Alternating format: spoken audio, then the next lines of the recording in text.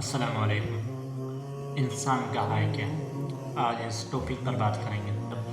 جنم دوسرے نے دیا، نام دوسرے نے رکھا، عزت دوسرے نے دی، رزق بھی دوسرے نے دیا، اور جب مر جائے گا تو کفن دوسرے دیں گے، دفن بھی دوسرے کریں گے، مقام کی طرف جو لے جائیں گے وہ بھی دوسرے ہوں گے، اس کی مال و دولت ہوگا وہ بھی دوسرے بانٹ دیں گے۔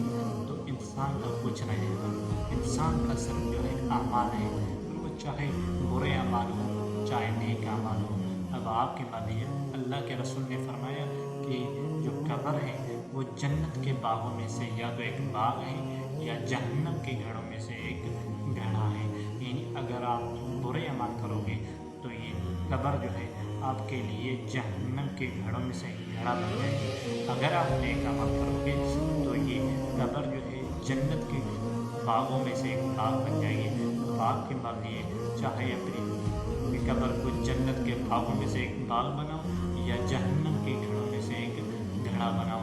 دنیا کے اندر تو کچھ ہے نہیں، خدارہ کچھ نیک عمل کرو، کچھ آخرت کے لیے کرو، کچھ اپنے آگے کے لیے کرو۔ صرف دنیا دنیا دنیا کے اندر ہے کیا؟